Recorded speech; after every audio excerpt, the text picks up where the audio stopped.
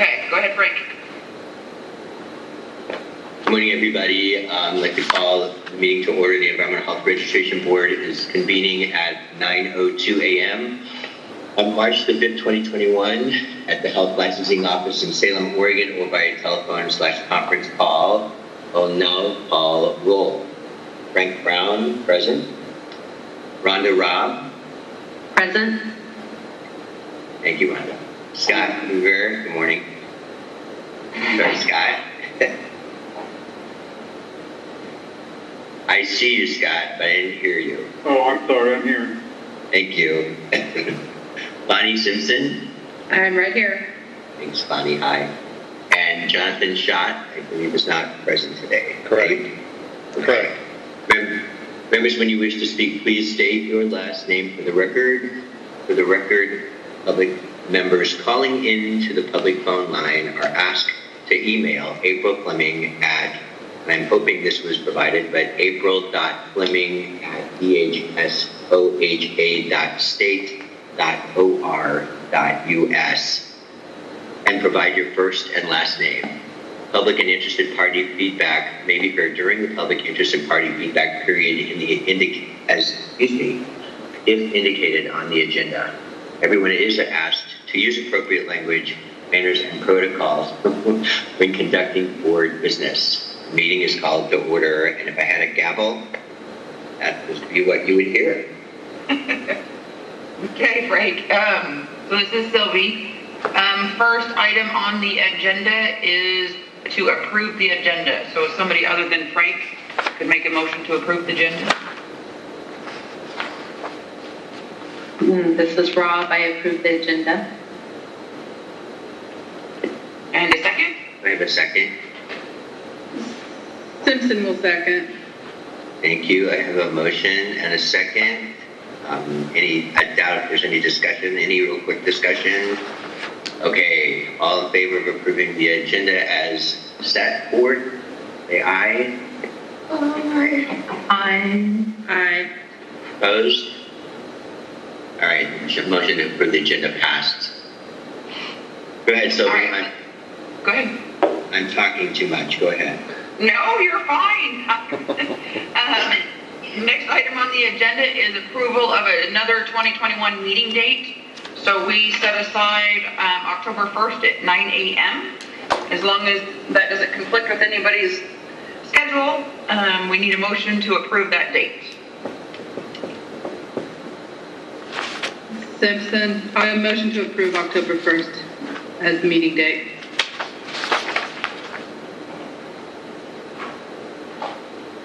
This is Rob. I second. Great to have a motion and a second on the floor. Any discussion about that date? Okay, all in favor, please indicate by saying aye. Aye. Aye. Opposed? All right, motion passed. Okay, so this is Sylvia again. Next item is approval of chair and vice chair for 2021. You're welcome to keep it as is. Currently, Frank obviously is serving as chair. Rhonda is serving as vice chair. And both of them's terms do not run out before the October 1st, next meeting on October 1st. Rhonda, it looks like you're good through November of 21 for your first term. And if you're willing to, Paige will reach out to you when it gets closer to see if you want to serve another term. You don't have to say anything now. And Frank, you're good until February of 22. Do you guys want to continue? That'd be really easy for the rest of us to just say, yes, you guys are doing it. Yes, I'm fine staying in this for now, so yes. Same. This is Rhonda. Rob. Yes. Okay. Then this Simpson, I'm motion to maintain the same chair and vice chair. Do I have a second? Second, then. Thank you. Motion and second on the floor. Any discussion? All right. This is Ann. Who was our second, Frank? Scott Luger? Scott was our second? Yes. Yeah. That good? All right, all in favor, please say aye. Aye. Aye. Any opposed? All right, motion carries. All right, moving right along. So this is Sylvie again. We're on director's report. Most of you probably know that we're right in the middle of legislative session, hot and heavy. We have lots of bills that we're monitoring. I won't go into the details of all of them because most of them don't pertain to you guys. Two big ones that will long-term affect you. One is that there is a bill that will create another program under the office, which is for genetic counselors. If that bill gets passed, then we will have another program, so we'll be up to, we're currently at 16, so we'll be up to 17 working programs. How that affects you in the long term is all the expenses get divvied out between all the boards that are underneath of us, so when you add another board, it changes the percentages. So obviously, our rent is not, well, rent goes up with inflation, but one would assume rent doesn't change, so your portion of the said rent would be less because now you have more people paying into it. So, but that won't be for a while. So if it gets passed and we don't start issuing licenses till January of 22, which is actually not very far away. So another big one for us, which comes with some workload, is another bill that if passed, it moves the curriculum for cosmetology away from HEC, which is the Higher Education Coordinating Commission, and moves that over into our office. So that's a workload thing, but that won't necessarily affect you. There's a whole bunch of other bills that are a bunch of little stuff. Some are very interesting. There's a lot we're keeping an eye on just in case some amendments change the content of the bill, but nothing very specific to you guys relating to licensure. There'll be a bunch of stuff specific to COVID, so I'm sure you're already watching all that kind of stuff. But any questions on legislation and any of that stuff? This is Scott Kruger. I have a question for you, Sylvie. Yeah, Scott, could you try to either get closer to your microphone or talk up a little bit? You're very, very quiet. Is that better? Yes, that's better. You and I worked on a conversation for a complaint that I received in my office that was routed to HEC, and I'm just curious. They were zero responses back to me, whether they ever received my information, confirming anything at all. They were non-responsive. And so. Okay, Scott, let's talk. You can email me after this meeting, or we can talk personally after this meeting, and we'll make sure that you have the right people. We have the right information, and we'll get down to the bottom of it. That'll be great. Thank you. Oh, you're welcome. Any other questions? No? Okay. So, moving right along, the COVID-19. So, office is currently closed to the public. We are open by appointment only, so you cannot just walk in.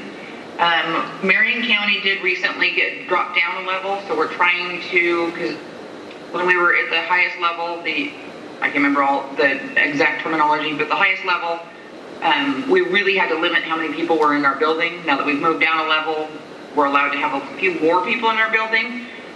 So what we're trying to do is get caught up on testing,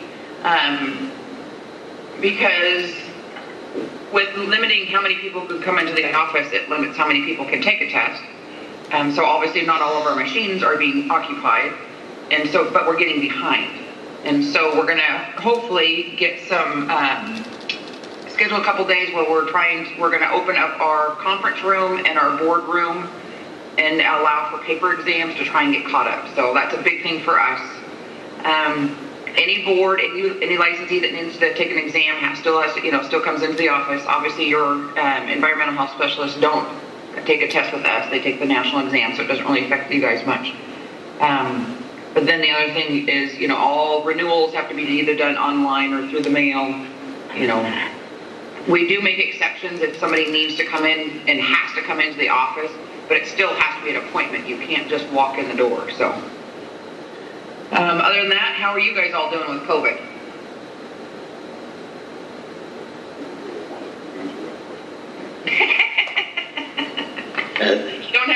question. Yeah, this is Brown. How much time do you have? Right. I just assume you guys are all really busy. This is Scott Kruger. Actually, we're being reallocated to our emergency operations center to support vaccination clinics. So that's probably the fourth job that I've been pulled away from within the last year relating to that. So, anyways, it just tends to be kind of like the Harry Potter movie with the Dementors, where they suck all the happiness away, and it's But we suit up, we show up, we do our public health, and hopefully we'll get to a point where we're getting back to some sense of normal operations. Yeah. Again, this is Scott Kruger again. I did want to ask a question, Sylvia. I'm trying to, we just had a trainee actually go take their exam. He was routed to a Proctor testing center that was available in Dallas. So is that normally the case for trainees going to test, so that they're logging in somewhere and getting routed to a proctoring center that's available? Yes. Because what they're trying to do is, when you go to a proctoring center, it's like where you're on a screen like this and it's live, and the proctor is in a different location. They're not physically with you anymore. Again, it's all the COVID related, to try and allow people to still test, but to not physically be around another person. But you are live streamed while you're taking the test, so that they can monitor, they make sure that you are not talking, nobody's helping you, you're actually sitting in front of the computer and all that stuff. So yes.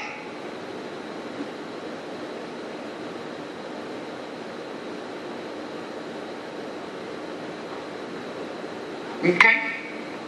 Let's move right along. We won't keep you guys here for long. So let's go on to the licensing and statistics reports. So in your materials that April sent you, it'll have that. So it has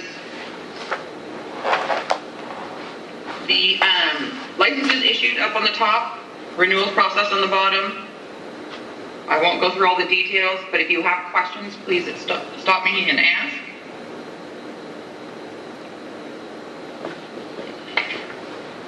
Next slide shows the active environmental health specialists as of March 1st, broken out by agent. Yes? This is Frank Brown. Just a real quick question, and I should probably know this, but authorizations issued, what does that mean? Authorization. So the office has a legal definition for all of the licenses, certificates, registrations, whatever. They're all called authorizations. So we issue authorizations, because we have so many boards under us. So for you guys, it's a registration. For a different board, it may be a license. For a different board, it may be a certification. Each board is, slightly different. So we have this overarching term of authorization. It authorizes you, whether or not it authorizes you to use the title or to do the practice or both. But that's why we use authorization. Does that make sense? Thank you. You're welcome. Frank, may I ask a question, or do I have to wait until number 4? You gotta wait, Jeff. Long-term trend. So it's the chart that shows by quarter for fiscal year 17, 18, 19, 20, and 21. So it's just an average per quarter long-term trend, so that you can see whether or not a profession is declining, increasing, whatever. And then down the bottom, it will show the percentage increase or decrease by each license type. Pretty consistent. Next slide just shows a snapshot in time, again, as of March 1st, the number of wastewater specialists, the number of environmental health trainees, and number of registered environmental health specialists. And I'll keep going as long as nobody interrupts me. And those I'm going to interrupt, this is Frank Brown again. The wastewater specialists are actually the licensed wastewater specialists on that. They're not. Okay, sorry, thank you. No, you're fine. Yep. Yeah, because the wastewater specialists have their statute, they have a very specific statute within the statute that can talk about a license, and you guys are registered, yes. Thank you. Again, this is the authorization thing. Yep, got it. Thanks, Number sorry. Paul. All right, and then the next slide is your financials. If you have questions on this, please let me know. Our fiscal years, our years go so different than anybody else's years. So our fiscal year, so at the end where it says 2021, that started July of 20 and will go through June 30th of 21. So, but then it shows your revenues and expenses. And then down at the bottom in the gray shaded area, those are the percentages of shared services that you pay for.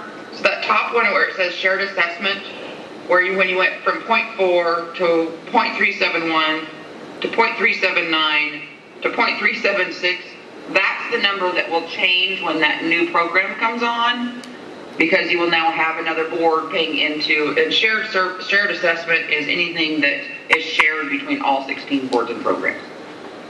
So for instance, my wages, the office doesn't have any funds, it's all paid for or divvied out by the different programs. So this board pays 0.376% of my wages. Make sense? Okay. And the examination down there on the bottom, which is the reason it's so incredibly small, is because you do have the wastewater exam, but you don't have very many people who ever take it. I think if you go back a couple of slides, you can see that we issued one wastewater specialist license in the last 2 years, 4 years, 2 years. So it doesn't get taken very often. Any questions on the financials? No? All right, moving right along. Bob, we're on the regulatory report. Hi everybody, good morning. It's Bob Bothwell for the record. So we're still showing 2 biennium on the report. In 17-19 we had 4 complaints received, 3 are closed and 1 has remained open. And in the 19-21 biennium we've had 5 complaints received and 3 closed. 2 remain open, but as of yesterday, that is 1 remains open. And well, we'll be bringing it to you live at another date. It's a case that the board needs to review.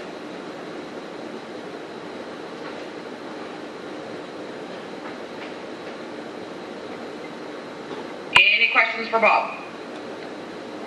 You guys are an easy group. All right, moving right along. So hopefully you saw this, but and had a chance to read it. If not, we can talk about it. But NEHA is going to do some changes to the exam. So we sent an email blast out to all the trainees, and so that's what's included in your materials.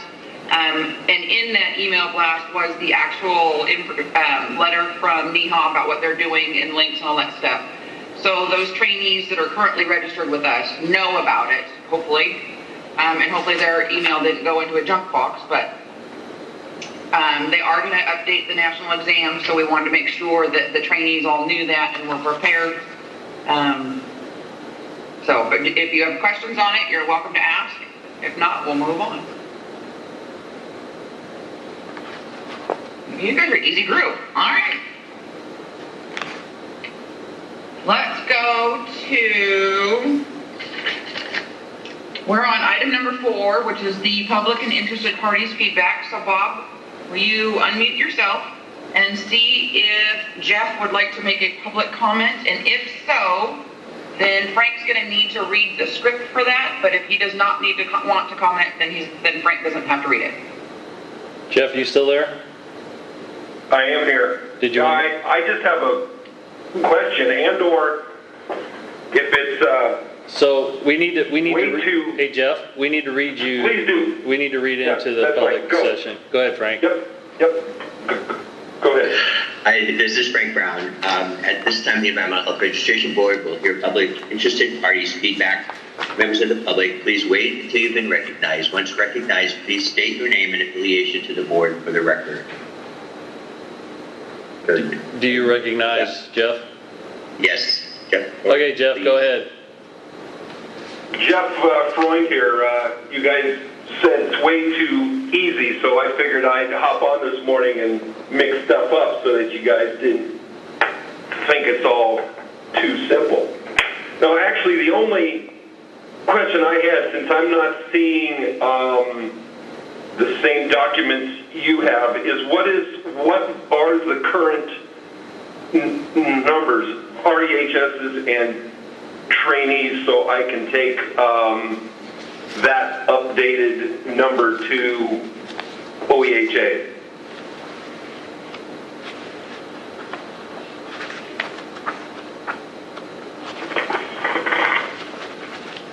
Is that something that's available on, this is Frank Brown, is that something on the webpage that could be easily accessed at any time? Sorry, Sylvie. Sylvia, you're on mute. Gotcha. Go ahead, boss. I did a whole bunch of talking. You guys, none of you were listening to me. Sheesh. Just kidding. So, Jeff, there's the materials should be posted out on the website. If you go out to our website, you can pull them down there. But then I can also have people email them to you. But do you want a verbal right now, or do you want the actual materials? A quick verbal is all I need. We are having our annual meeting next Thursday, so that would be a good number to report upon. Okay, Jeff, as of March 1st, there was 247 environmental health specialists and 31 trainees. And how many wastewater? How many what? Wastewater. Wastewater specialists? 9. Awesome. Thank you. I think that's all I've got, unless somebody's got something for me.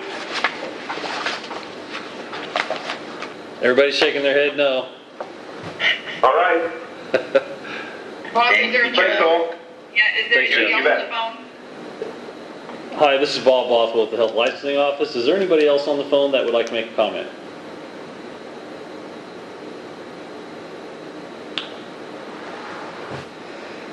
That would be a negative. That'd All be right, we'll move right along. So we're on item number 5 on the agenda, which is other board business.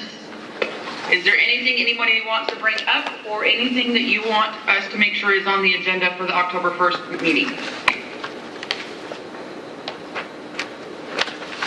This is Frank Brown. I have a quick question about budget, and I know it's not budget, but just this comment that with current working operations going remotely, is that conversation occurring at all in this agency, which might lower the potential overhead to any of the boards where folks would be able to remotely work, which we've done now for a year and seemingly have had some success with that?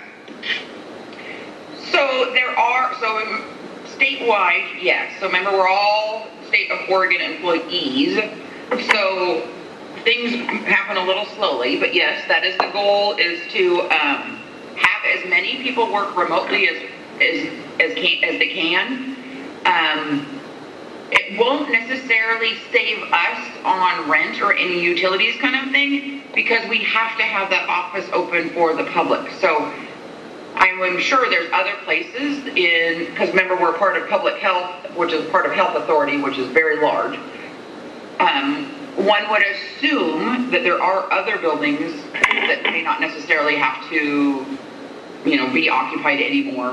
So in the long term, that could potentially, and I know that DAS, which is Department of Administrative Services, is working with all the unions on how to figure out a policy of for people to be able to work from home, because there's a lot more to it to be long-term, you got to think about workers' comp. You have to think about furniture at home, making sure that everybody has the same access to the internet, regardless of where you live, you know. So there's a lot of stuff that has to be figured out first. So I would assume over the long run that will occur, but it's not going to happen anytime soon, and we probably won't see any savings anytime soon either. Okay, thank you. This is Brown. I appreciate that, because I think that there's a lot of like downsizing that could occur. We've talked to a few national agencies that, you know, have had offices, and now they're looking at going to about a third the size of rent will go down. Of course, utilities would go down, et cetera, et cetera. So it's a potential cost saving, but there's an accountability angle on that. So definitely appreciate the thorough nature of that concept in your organization. Yep, it'll be a long term, yeah. But Can I ask another question now? Absolutely. This is Brown. So I know there's a lot happening and it's tough, but I don't recall getting a email earlier in the year about taking those tests at the last minute and courses that we had to take. I got an email like 4 days before the 31st of December saying you have to have this done by the 31st of December. And I can't remember. I mean, there are like 3 modules, you know, one on professional behavior, one on harassment, and I think one on ethics or something. And I mean, I'm more than happy to do them, but not with 4 days left at the end of the calendar year coming through. When, you know, the last 4 days of year, and please off the record, I'm napping at my desk. Just kidding. So yes, it was just an added burden kind of at the end of the year with other kind of stressors going on to get that. So is there a way that we can double check to make sure that like the board is getting the notification, let's say November 1st, and a reminder on December 1st or something?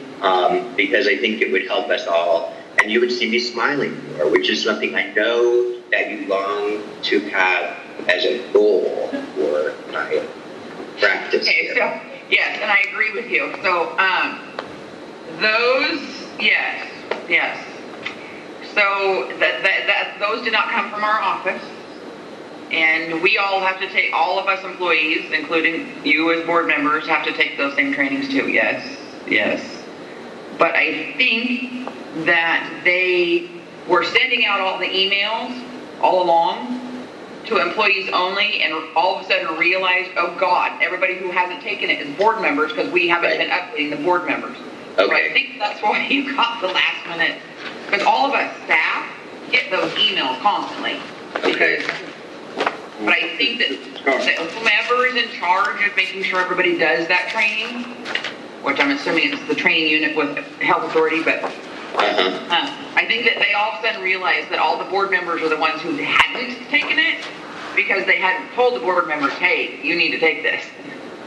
So that's why I think it came right at the last minute. Yeah, if there's, this is Brown, and I know, Scott, you have something to say, so I want to lose you there, but I would beg of you to, beg of them to let us know in a little more timely manner so that we can comply, because I think all of us want to do the right thing and try to meet that goal and criteria, but it is tough to have it come kind of at the last minute. And then I had some technical glitches with it too, and I had to use it. Somebody would be like, So anyhow, yeah. And Scott, I think you I had heard your voice there for a second. Yeah, thank you. This is Scott Berger. I concur with everything that Frank said. If we also have duality in all of those trainings at the county level, so there's quite a bit of redundancy. Nevertheless, I understand the importance of it.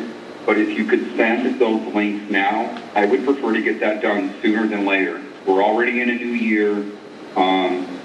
Please send them. So, okay, Or tell me where I need to go. Okay, so what they're doing, so this is going to make another little wrinkle in it. So what they're doing is you currently take those classes through iLearn. Well, what they're doing is they're getting rid of iLearn, and you'll do it through Workday. So it's a different program.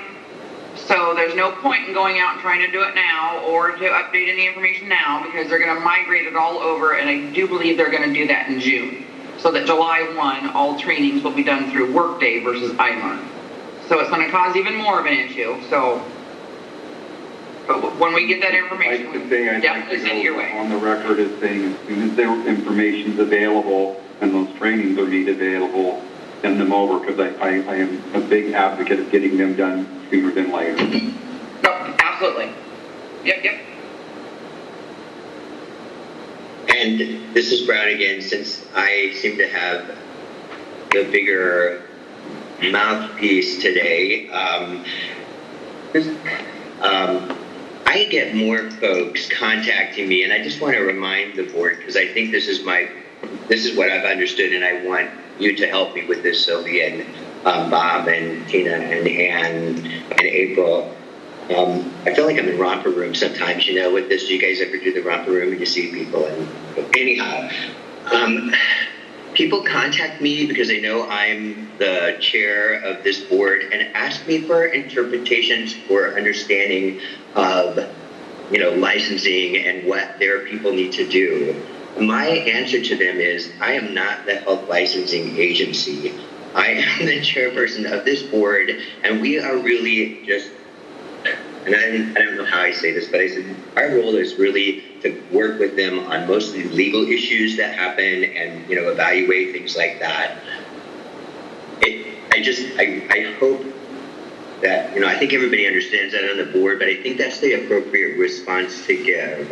I love to help people, and I think that's what we all, try to do in our lives. And a lot of times we're very helping, but I think we have to be just very careful. And I get kind of bummed out that some of the supervisors tell their people, oh, call Frank Brown, he's the chair of that board.